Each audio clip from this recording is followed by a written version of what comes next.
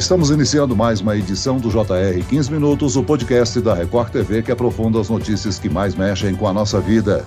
Esta semana começou a ser implantada no SUS, Sistema Único de Saúde, a ampliação do número de doenças que podem ser detectadas com o teste do pezinho em crianças recém-nascidas. No ano passado, no Brasil, foram testados 2,2 milhões de bebês em 29 mil pontos de coleta em todo o país. O teste do pezinho é obrigatório? Qual a importância da ampliação no número de doenças diagnosticadas pelo teste? E como ele é feito na saúde pública e em maternidades privadas?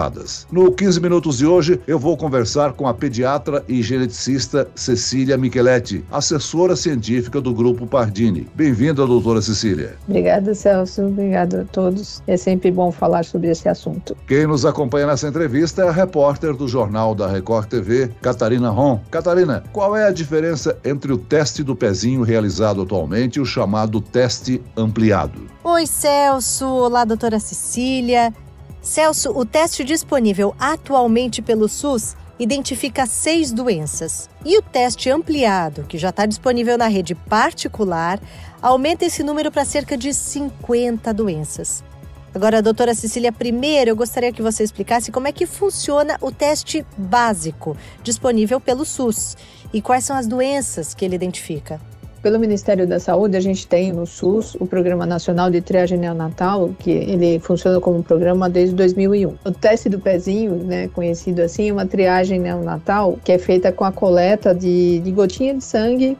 Você pode fazer só um furinho no calcanhar do bebê e com algumas gotinhas de sangue num papel filtro, isso é encaminhado ao laboratório para fazer vários testes. Então, atualmente, a gente tem essas 6 doenças, está entrando a 7ª agora. Então, a gente tem a fenilcetonúria, o hipotireoidismo congênito, a deficiência de biotinidase, a fibrose cística, as anemias, que na verdade o foco é a anemia falciforme, e a hiperplasia adrenal congênita. Então a hiperplasia adrenal congênita também é uma doença endocrinológica. Com a lei nova, que passou a vigorar agora, que foi aprovada o ano passado, entrou essa semana a toxoplasmose congênita. Na verdade, o ECA já torna obrigatório a coleta da triagem neonatal em todo o território nacional. Por isso que foi sendo regulamentado até que em 2001 é criado o Programa Nacional para que organizasse isso. A proposta da ampliação, e que agora foi um projeto de lei do ano passado que foi aprovado, então essa lei amplia com a proposta de agora ampliar para uma, mas com fases para você ir ampliando para outras doenças. O princípio da triagem é sempre você fazer diagnóstico precoce, ainda assintomático, de doenças que têm tratamento, e que são doenças sempre que têm um impacto muito importante na saúde de quem tem a doença, mas que você tem a proposta de fazer um tratamento precoce que muda totalmente essa história.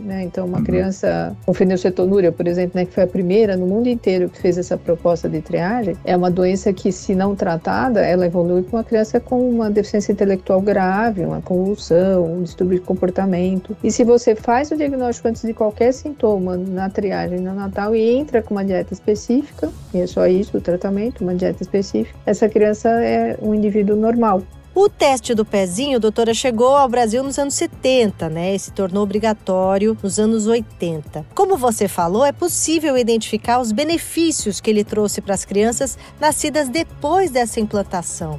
Você poderia explicar isso? Sim, com certeza. E todas essas crianças, se a gente pensar estatisticamente, por exemplo, uma em cada 15 a 20 mil crianças nasce com fenilcetonúria. Uma a cada 2 mil crianças nasce com hipotireoidismo congênito. Então, hipotireoidismo congênito também, se eu não trato ele antes dele ter sintoma, eu fico com sequelas que podem ser irreversíveis. Então, hipotireoidismo congênito, diferente do hipotireoidismo do adulto, O hipotireoidismo congênito, ele faz a mesma coisa, ele leva a um atraso importante do desenvolvimento, do crescimento, que o hormônio tireoidiano é muito importante nesse desenvolvimento. E também o tratamento é simples e barato, por exemplo, do hipotireoidismo. Você recebe um comprimidinho do hormônio da tireoide e é para o resto da vida, só que é uma pessoa absolutamente normal tratando do início. Agora, doutora, é bom que a senhora saliente por que o teste tem que ser feito logo após o nascimento e que diferença isso faz no tratamento das doenças identificadas. Eu tenho que colher e pensar assim, triagem ela não é ainda diagnóstico. outra. Quando eu faço um teste de triagem, esse teste vai me dizer, eu tenho risco de ter esta doença e, portanto, eu tenho que fazer um exame específico para fazer esse diagnóstico ou afastá-lo. Por conta dessa manifestação que já é precoce, então uma criança com 2 meses que tem um hipotireoidismo congênito e não tratou, ela já vai ficar com sequela de crescimento e desenvolvimento. Então a importância da gente ter esse diagnóstico precoce é esse. Eu preciso colher cedo porque eu preciso, com esse resultado da triagem, falar eu preciso fazer um exame confirmatório. Faço o exame confirmatório. E o ideal em algumas doenças é que dentro do primeiro mês de vida ainda eu já tenho tudo isso feito. A triagem feita, às vezes precisa refazer um teste de triagem, uma recoleta que a gente chama, o teste confirmatório e entrar com o tratamento. Então a coleta ideal é que seja feita entre o 3º e o 5º dia de vida, para que essa amostra vá para o laboratório, faça a triagem, veja o que é necessário fazer, para que ele, na ponta que tem realmente a doença, seja beneficiado com isso. A senhora já citou aqui a fenilcetonúria e o hipertireoidismo, né? É claro que nós não temos como detalhar aqui todas as 50 doenças que podem ser identificadas com o teste ampliado, mas poderia destacar algumas delas, doutora? Do ampliado, assim, além dessas 7 que já seriam atualmente a triagem básica, né, que a gente fala. Na lei, a ideia de ampliar essas doenças são doenças que realmente no sistema particular a gente já tem condição de fazer há algum tempo, e a gente vai pegar, por exemplo, que seria a próxima fase, né, na triagem do SUS, a ampliação se tornou em fases. Então a primeira fase a gente colocou a toxoplasmose, aí vai indo. Então na próxima fase entram as doenças relacionadas a aminoácidos, além da fenilcetonúria. Então um exemplo do aminoácido é a própria fenilcetonúria. E qual que é a grande coisa em comum entre elas? Todas o tratamento é dietético. Então eu tenho um aminoácido que o meu organismo não metaboliza, porque eu tenho uma deficiência em uma enzima. Então uma doença genética em que eu não produzo uma enzima e não metabolizo um determinado aminoácido, falando genericamente. Então a dieta é eu reduzir este aminoácido na minha dieta e suplementar a dieta de um modo que eu cresça e me desenvolva normal sem ter a lesão da doença. Existe uma outra doença que é a galactosemia, por exemplo, que está em todos os testes ampliados e também na proposta do SUS, que é eu não consigo metabolizar a galactose. E a galactose é o carboidrato, né, o açúcar do leite e que existe inclusive no leite materno. A galactosemia clássica é um quadro grave que pode levar a óbito nos primeiros meses de vida, a uma insuficiência hepática muito grave que pode deixar muita sequela também. Então eu tenho que ter uma fonte de proteína, né, como se fosse um leite, que não é de origem animal, porque todo leite de origem animal, humano ou outro animal, tem a galactose. Então eu preciso de uma fórmula proteica semelhante a um leite, que é derivado, por exemplo, da soja. E com isso eu impeço que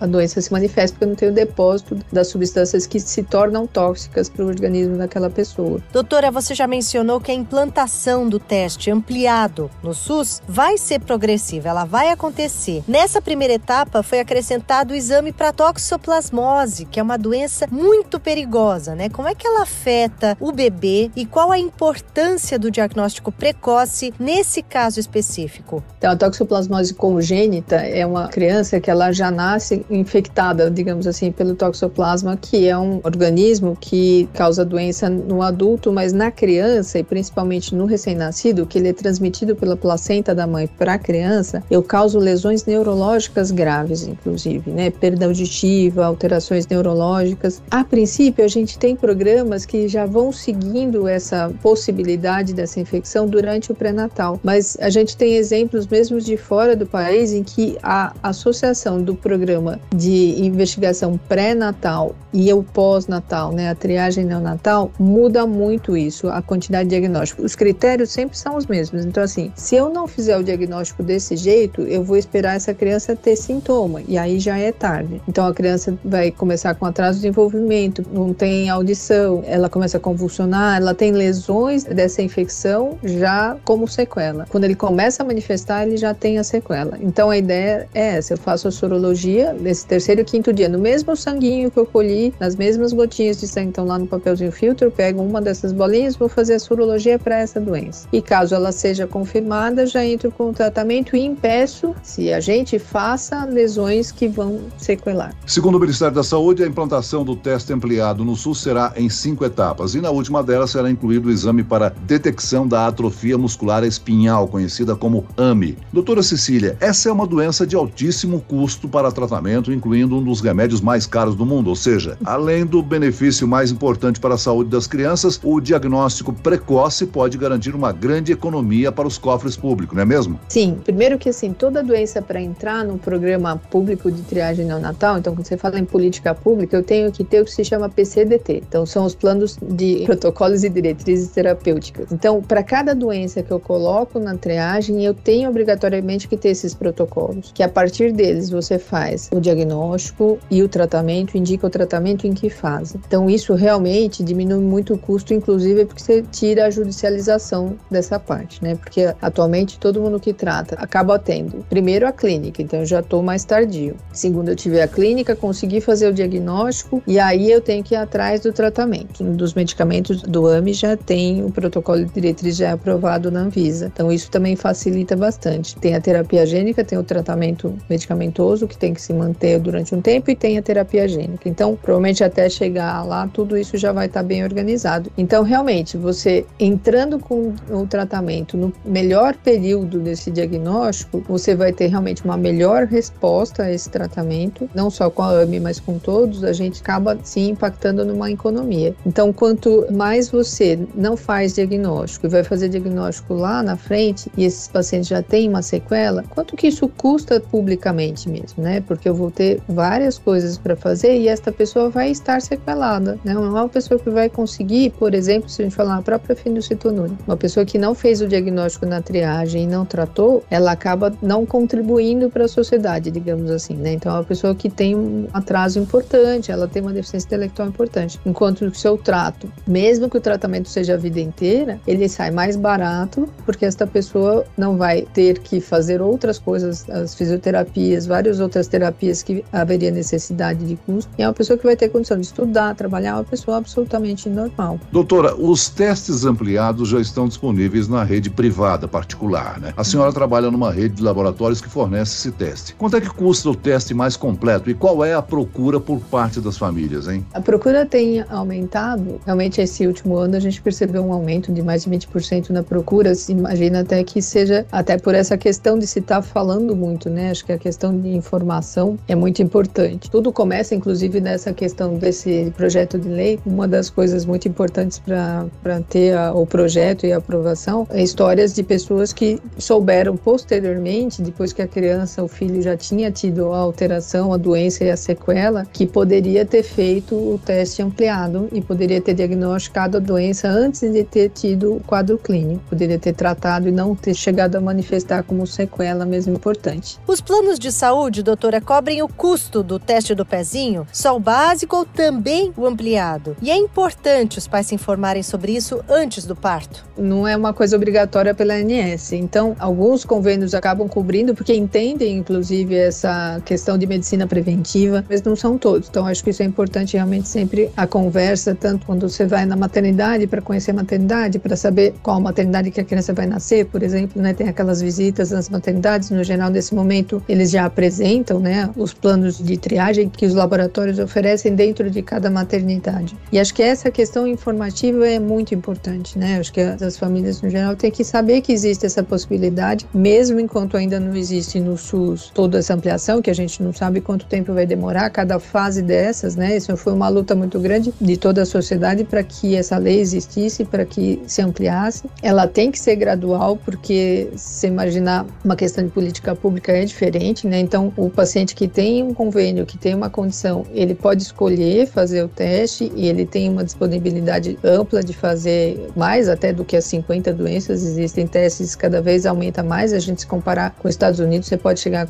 praticamente 100 doenças diferentes. Existem acoplado agora até a questão molecular junto com a bioquímica, que você pode fazer mais de 200 doenças até, né? Isso é uma coisa que fora do Brasil, inclusive, existe muita discussão, e aqui também a gente tem uma Sociedade Brasileira de Triagem Neonatal também, e muitas discussões acontecem, a gente sabe que é possível isso aumentar muito. Então, essa informação para quem tem condição, quem tem convênio, é importante saber. Mas na política pública, no SUS, a gente tem que pensar que eu tenho serviços de referência em cada estado, por exemplo. E esses serviços e toda essa rede, você imaginar o número de crianças que nascem no país inteiro, como é que eu tenho que organizar isso, né? Então, eu tenho que capacitar, eu tenho que que ter a rede, eu tenho que ter os laboratórios. Por isso não pode aumentar de 6 para 50 de uma vez no país inteiro pela política pública. Ela tem que ser realmente organizada e em fases. O Ministério está trabalhando nisso e aí a sociedade toda tem que ir ficando junto, porque você tem que pensar, inclusive, na atual, né? A gente ainda tem dificuldades com o programa atual. A gente tem coisas para melhorar e aí junto disso a gente quer andar com ampliação também. Muito bem, nós chegamos ao fim desta edição do 15 Minutos. Eu quero aqui agradecer a participação e as informações da doutora Cecília Micheletti, pediatra e geneticista e assessora científica do Grupo Pardini. Obrigado, doutora. Obrigada a vocês, sempre muito bom falar sobre o assunto. E agradeço a participação da repórter do Jornal da Record, Catarina Ron. Obrigado, Catarina. Obrigada, Celso, e obrigada, doutora Cecília.